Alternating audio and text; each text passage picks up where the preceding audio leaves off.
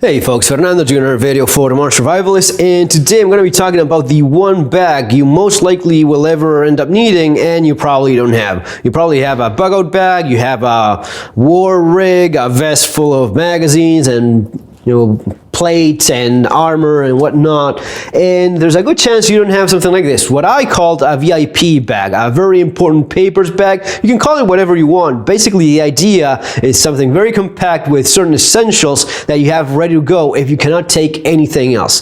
Which would be those cases, those situations?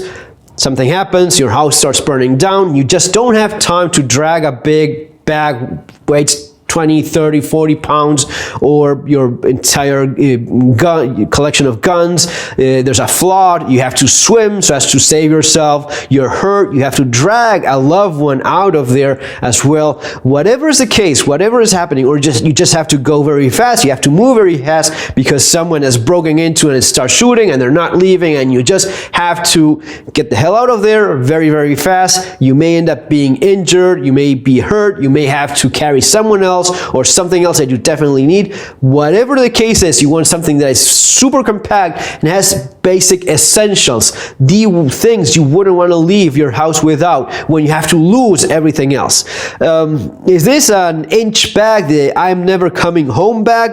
Man, if you want to look at it that way, I've seen some of those inch bags that are basically camping bags full of gear that honestly I don't see how that would be much of a priority. Many bug out bags have a pile of camping gear, tents, sleeping bags, spare sets of clothes, food. I wouldn't put any of that here because all of that is relatively cheap to replace. It's really not that big a deal. And most of these, looking at real world emergencies where you have to leave in just a few seconds or you just have to make a big jump like this, all of that is really not as important as we may end up thinking it is based on thousands of videos on YouTube.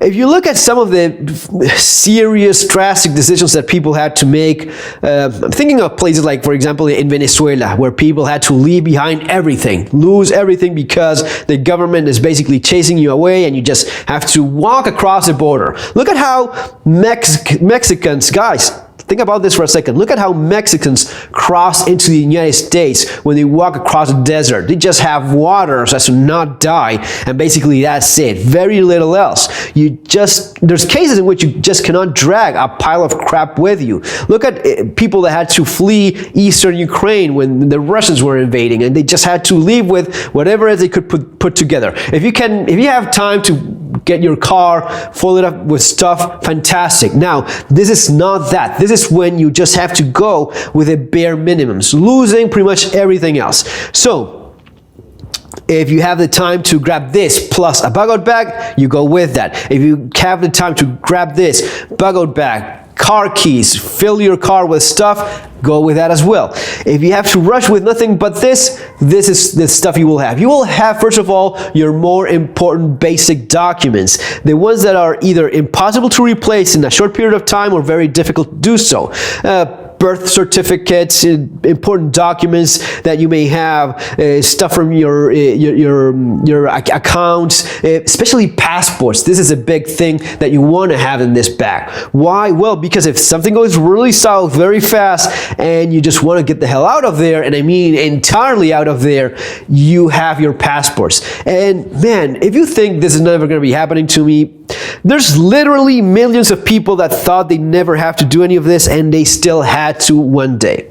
So if there's anything I've learned over the years in survival and preparedness is don't ever think, oh, it's never going to be happening to me, because the minute you start thinking that way, I don't know what it is, fate, God, some asshole with a very mean sense of humor or whatever it is, you are likely to end up seeing things different. So passports, VIP bag, this goes in here, and if you don't have it, you still want it. Man, you never travel out of your state. Your mom, who you love, does for the first time in her life. She's in Italy after you told her not to go there because of coronavirus, and she's there having a great time. She has a heart attack, and you have to be there in a couple of days because she's going to be dying, and it's the last time you'll ever see her.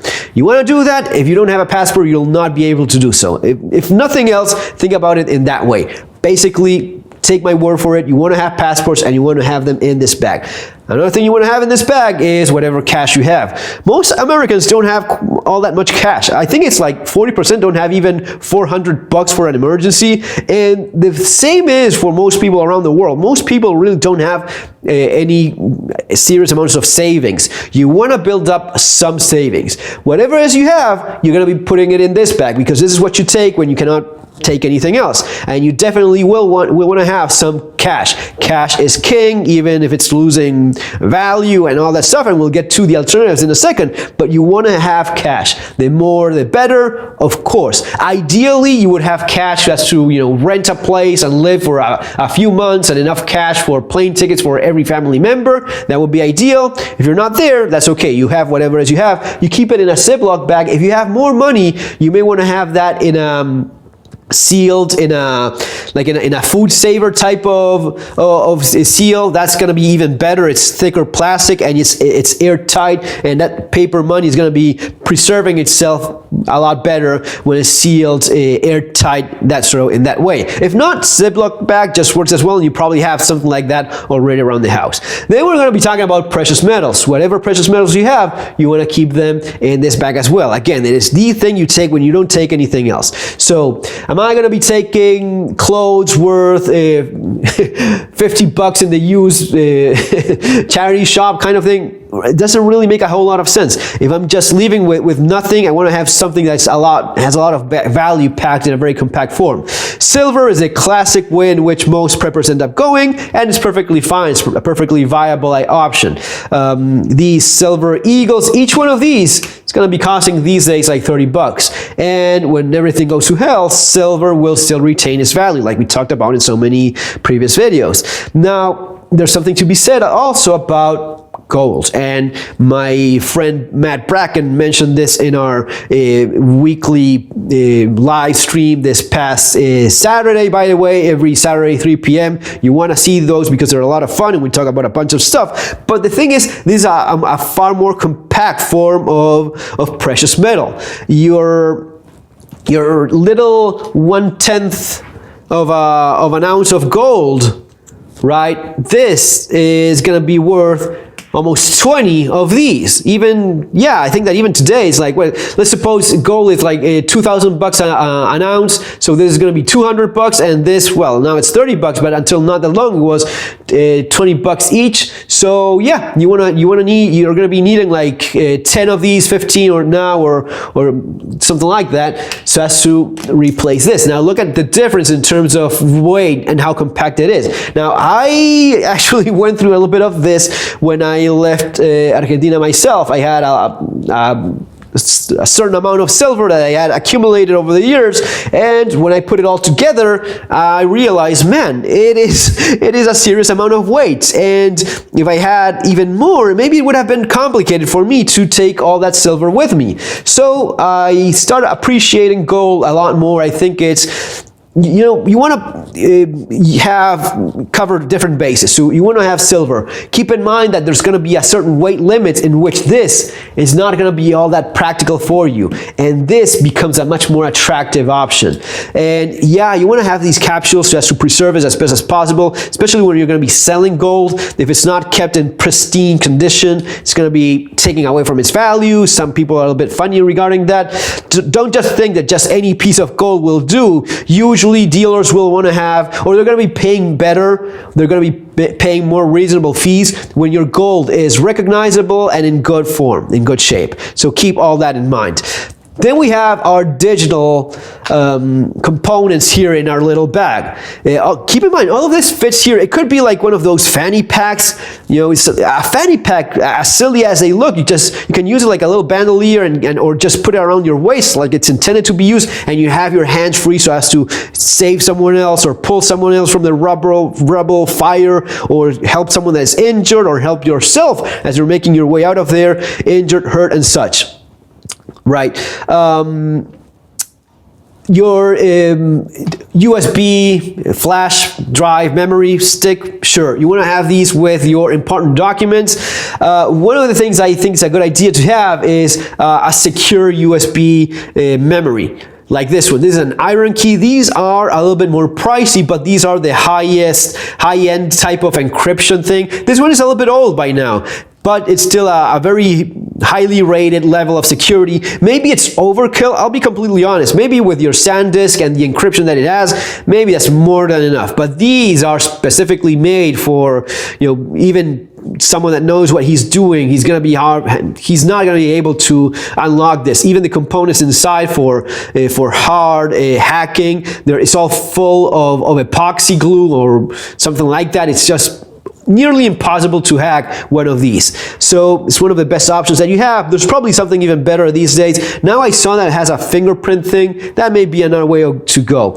Then you want to have this other one that looks like a memory stick. No, it's not. This is a Bitcoin wallet, what's called a hardware wallet. Most experts in Bitcoin agree this is the safest, best way to keep your Bitcoin. I would agree with them. I'm no Bitcoin expert, but I've been into this for several years now, and it took me several years to first understand what Bitcoin was. At first, I thought it was just silly money that someone keyed into a computer, and I was not interested in that, but my curiosity got the best out of me, and I spent a couple more years researching, and then a few more years actually buying a little bit and understanding how it works. And today I am a believer. I think Bitcoin may indeed be the currency of the future. If not, as of today, it is definitely something that at least you want to get into and try to understand a little bit more. It's not all that easy to comprehend, but once you start grasping what Bitcoin is, yeah, you will want to get one of these and put a little bit of money in Bitcoin, just like you put a little bit of money in cash and a little bit of money in precious metals.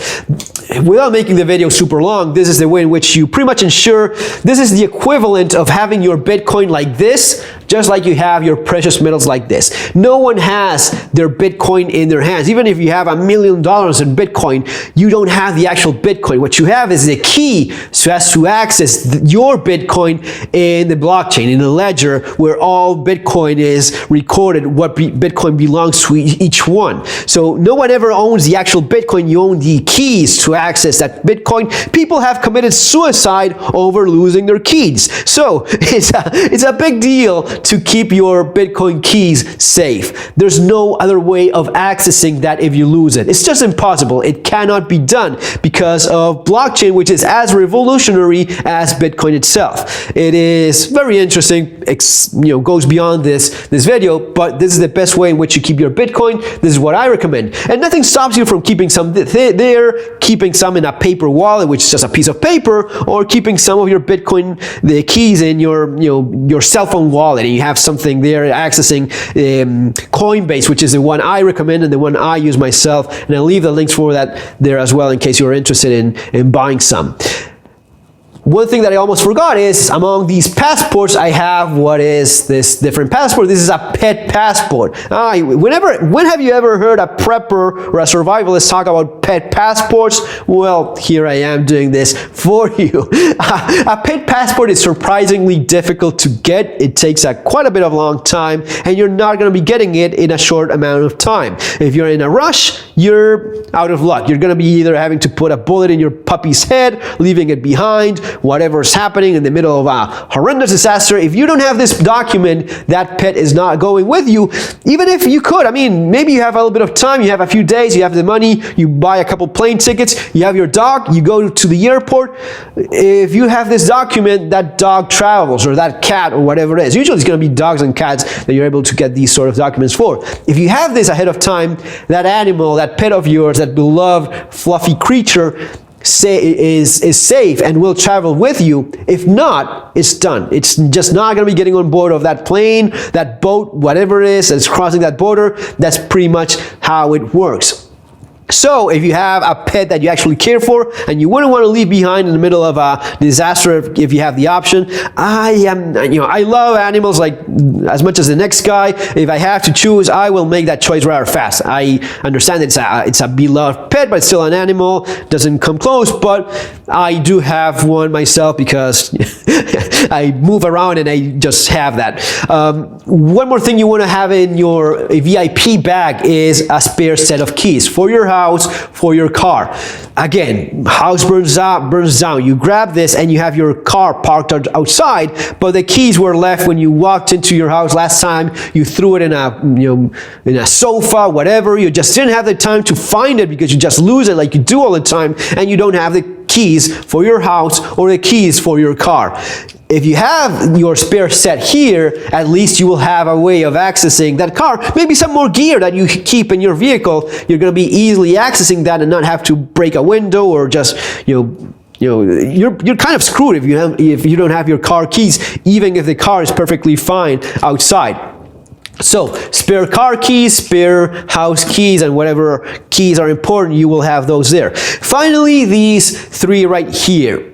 I think that, yeah, you want to consider having a firearm in your VIP bag. Why? Well, because if this is what you're grabbing in the last moments, desperate times, a horrible situation, whatever it is, you have to defend yourself, you have to defend your family, something very compact, you may want to have a handgun. It could be a revolver. Ideally, it would be something that is readily accessible and ready to use. You can just put your hand in there, pull the trigger, and the thing fires.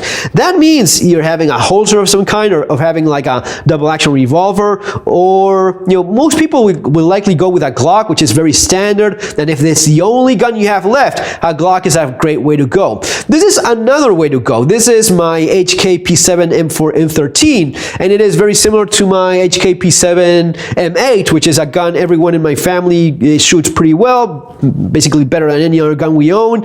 It's super accurate. It's like a laser, the accuracy of this thing, and so it's a very reliable gun. It's very safe to leave in a bag like this, and there's also the added value of it's a freaking expensive gun. If I lose everything, I lose all my guns, this is probably the one that if I have to sell it, I will get like a couple $1,000 for it. It's my most expensive gun in great condition, and if I need the money for it, I have it. It's also a very reliable gun. It's a fantastic firearm in all its practical sense, but it also has that thing going for it. Then a flashlight, I have a spare one here, but also a dedicated flashlight. If you're leaving, escaping like this in the middle of the night, you will want to have a reliable flashlight, lithium-ion batteries, CR123A batteries, bright, simple, just works without any frills. You just click on it and you have your light. It could be used as a tactical light along with a gun if you are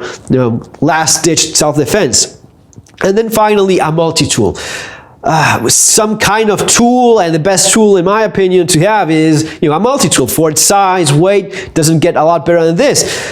Dragging an injured family member, house burned down, earthquake, flood, whatever, and someone is caught with a shirt, and it's just, you need to cut something so as to free someone out of the rubble, the debris. You have something so as to cut.